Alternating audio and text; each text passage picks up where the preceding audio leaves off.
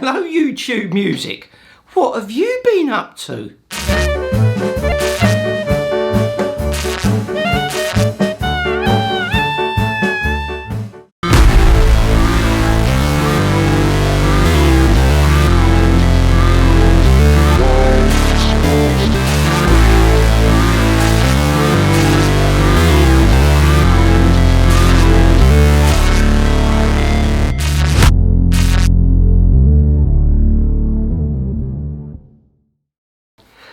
Wow, I was kind of blown out of the water here. So I've been focusing on, now if you watch my channel, you'll know what I'm about. I do lots of this stuff. I'm really into music.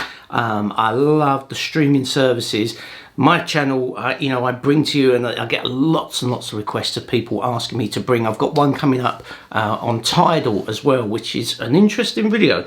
So if you haven't watched any of my videos about the streaming services, go and take a look, but please make sure you hit that subscribe and notification bell if this is your cup of tea, if you're from the British wherever. So YouTube Music Review 2022.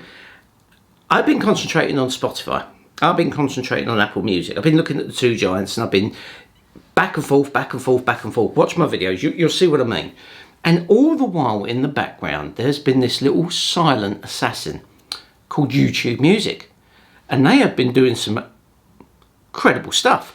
Some of the things that I looked at last year have been fixed. In fact, not only fixed, they've been improved upon. They are doing some really good things. I'm liking the interface. The interface, as you can see here, it's clean. This is on the Google Pixel 3 XL. The interface looks just as sharp and as good on the iPhone. The only difference is on the iPhone, when you click on Cast, not only do you get all the Google devices, you'll also get access to Apple AirPlay, where you can play to the Apple speakers, like the HomePods. However, there is still this feud between Google and Amazon, so you can't play your Google Music on Amazon speakers such as the Echo. Don't ask me why, I have no idea. I'm sure you can connect it via Bluetooth and do it that way, but it's not a streamless thing. You can't go into the Alexa app and choose YouTube Music as your preferred music provider. You can choose Spotify, and you can choose Apple Music, and of course you can choose Amazon, but you cannot choose YouTube Music. So if you have Amazon Echoes and you want to play this stuff, you may have to do some sort of bodge job through Bluetooth to get that achieved. However, I think the YouTube interface is quite intuitive. They've done something really nice. When you open up the app, you get this little highlight right along the top. I think that is absolutely amazing. I love the way they do that. I know it's not much, but it's those little things, right? That's what we like. And I think that's just a nice little touch. There's other things in there, such as your mixes. Straight off the bat, the first thing you see is mixes. And you kind of think, well, how good is it? Spotify get it very good. Apple get it really, really good. The sound quality of Apple is really, really, really good. Sound quality of Spotify is good. YouTube, just as good. In fact, I think, if I'm just nitpicking, YouTube seems to be giving me better recommendations than the other two. I don't know. Don't hold me to that, but it seems that way. But not only does it give you recommendations, on the top you can click different workout, exercise, chill, whatever at the top, and in each one of those sections the YouTube algorithms has produced mixes for each of those genres. So I now have a whole selection of music that I can listen to that YouTube thinks that I would enjoy and like. And they nail it. Really do nail it. Then when you're watching the video, so you know what it's like, right? So you got your device. I've got my Pixel 3 XL and I'm listening to some music and I'm just chilling, or if I'm in the car, it's fantastic. However, if I'm sitting on the train, or if I'm just sitting down, not much on TV, and I just want to listen to some music, I can just click video. It seamlessly opens a video. Now granted, not all the videos sound as good as the song, because obviously it's got different recording levels, but it's there. So I can enjoy the video. Equally, I could put it on my TV, open up the YouTube app. There's my YouTube subscription. There's my videos and music and playlists and everything else on the YouTube app on the TV. Seriously, they are doing something really good. I also like the fact that when I go into my playlists, or you can click on downloads and it will show you everything that you've got downloaded to your phone that you want to listen to when you're out and about, there's a little button at the top that says shuffle. So I'm thinking, what's that?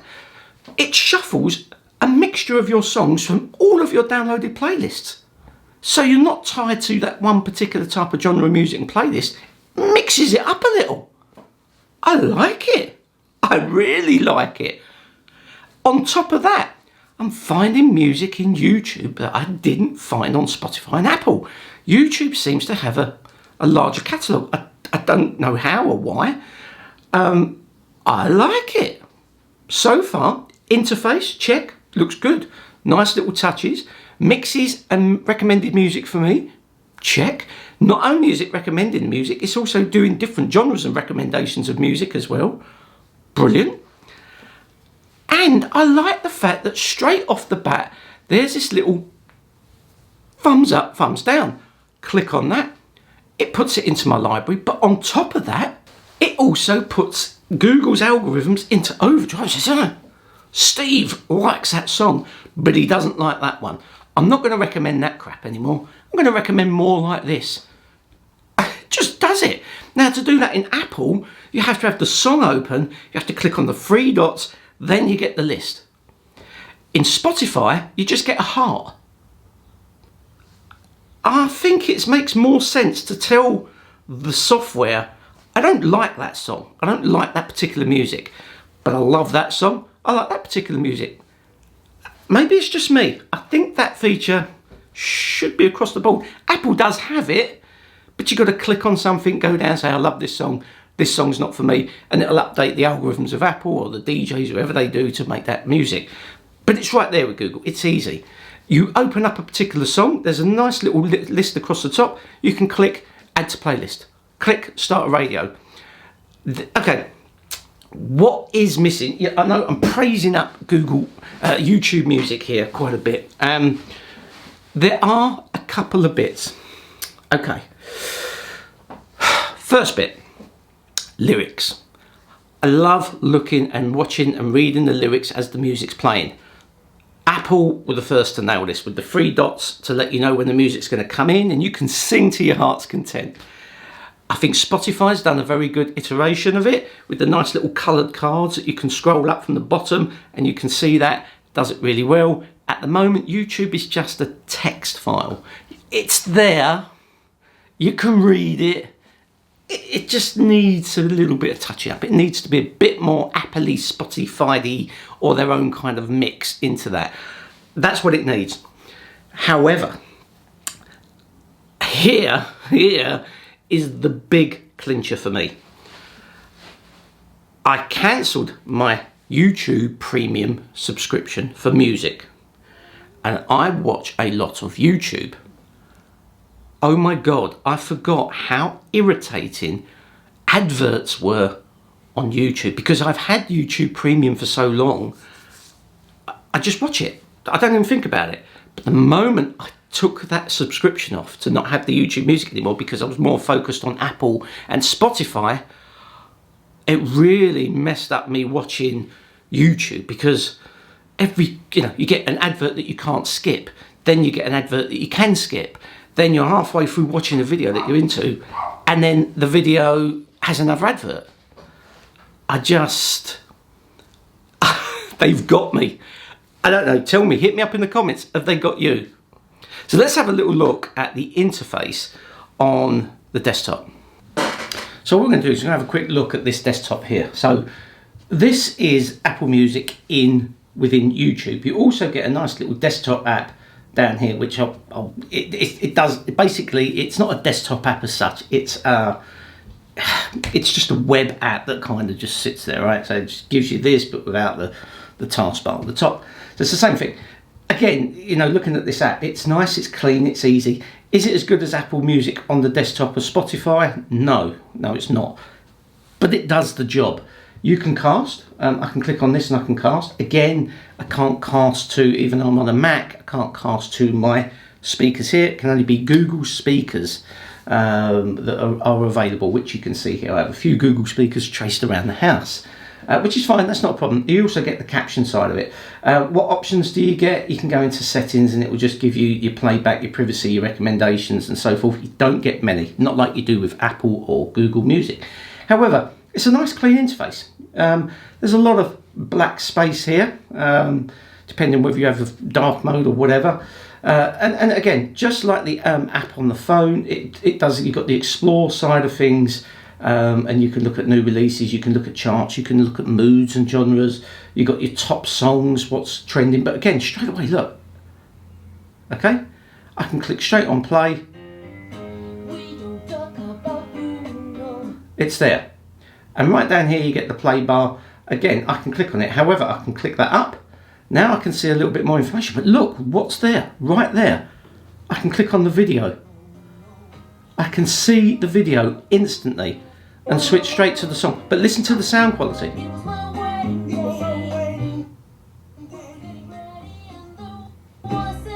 So you can see the difference in sound quality. The lyrics, there we go, there's the text there. Obviously, I've just picked on Encanto. But we've got related. So then it will choose different types of music related to that song that you're currently listening to and give you a whole new genre of music.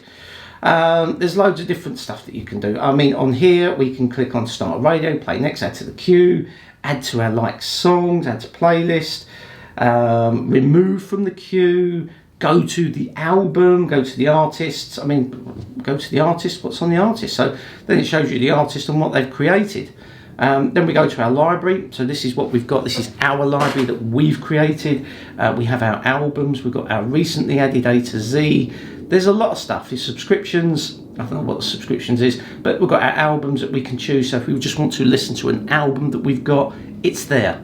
I can click on it, I can listen to it. There's the playlist. It's easy, just like before. You can create a playlist. You can call it like I did in the other one. Let's call this one, I don't know, let's go dance music. This is just literally, let's have a boogie. Did I even spell that right? Boogie, there we go. Let's just take that out and create. Right, the first thing it's suggesting is dance music. It's taken what I've put, it's dance music. I can't edit this. I can't edit that. That for some strange reason, it doesn't allow you to change album covers at this moment in time, which a bit sucks because I like creating album covers, especially if I'm sharing it with other people that are listening to my music. By the way, check out my Spotify playlists and my Apple Music playlist if you want to follow. They're all there. And also as well, don't forget to hit that subscribe. This is the perfect moment to just take a second. If you're enjoying my content and you like this kind of streaming stuff and me bringing this information to you to help make you make decisions for you, please make sure you hit that subscribe notification bell. It means a hell of a lot to me, and a big thank you for getting me to over 1,000 subscribers. It means a hell of a lot.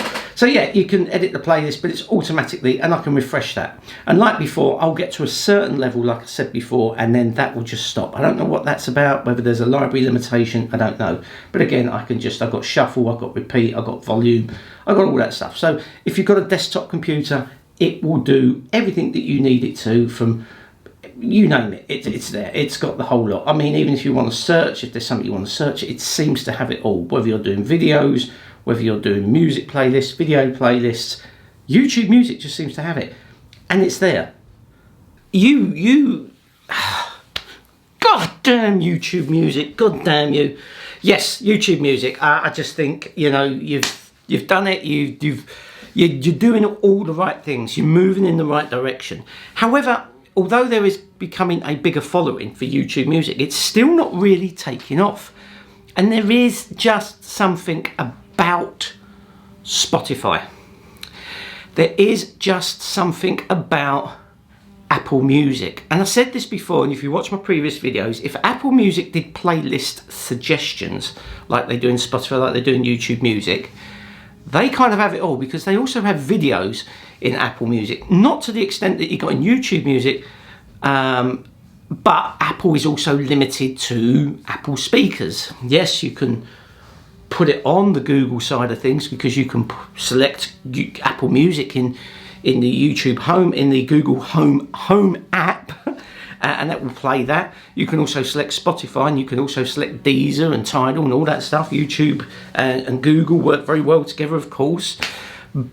And you could be really pulling your hair out about this stuff, because you focus on this, and you've got your playlists, and then you see this, and all my friends are on Spotify. I've got playlists that I've created on Spotify. I've got collaborations that I've got on Spotify, and it's just easy, and it's got the lyrics. It hasn't got lossless audio. We don't know when that's coming. We don't even know even if it is coming. Is it going to make a difference? I don't know.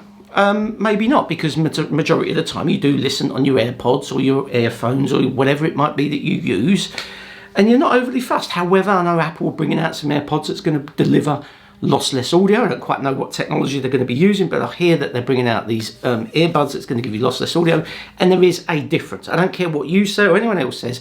As someone that loves and listens to music, when I listen to something on YouTube, Spotify and Apple just seems to have that sound quality better. Now, whether that's just something in here, because it just says lossless audio, spatial surround sound and Dolby Atmos, I don't know. It just does. Not knocking the other two, however. The other two do sound really good, and it does the job absolutely superbly. I've got a Range Rover out there, and the music system in that, and the Harman Kardon with the surround sound, when I put Apple Music on, it's just mind-blowingly good. You do tell the difference. So there are these little features. But YouTube Music has it all, and it has I love the fact that I can just watch a video, and the killer feature, that bloody YouTube Premium that stops adverts on YouTube. And if hear me out on this one, if it didn't have that, would I be entertaining YouTube Music? No, is the honest answer. However, it is phenomenally good, but I don't think at the moment, unless they can change it, I don't know if it's a mental thing with everybody, Spotify still seems to hold that crown. Apple still seems to hold that crown. I'm going to be looking at Tidal. I've checked out Deezer. They are very, very quiet. You don't hear much about it. Tidal is something I'm going to be looking at, because I hear they're doing some good things. But does it have the oomph to catch the other two? We shall see. Again, thank you for watching this video. I hope you enjoyed it. I hope you get some information out of this that helps you make decisions. Again, I'm not knocking YouTube Music at all. In fact, it's blown me away. I'm over the moon with it. I'm keeping it purely because I just don't want to watch the adverts when I watch YouTube, because I love watching YouTube. However, I do sometimes click on YouTube Music just to watch the videos, because I like sitting watching music videos, especially for the nostalgia if you're watching some 80s and stuff like that. It's really, really good. So thank you. Please make sure you hit subscribe, like, notification bell, and there's a lot more to come. Next is Tidal. I will be bringing that as soon as I can. I've already shot quite a bit of the footage, so see you in the next one. Take care, everyone. Sometimes I get so mad, there's no controlling me. My thoughts get so bad, I'm like, I might grab a bat, I don't know. My wrath, my blood boils over like, oh God, here goes. I lost all feeling from my head to my toes. You said some shit that I can't let go, so just stay tuned for the rest of the show. So have you ever felt betrayed?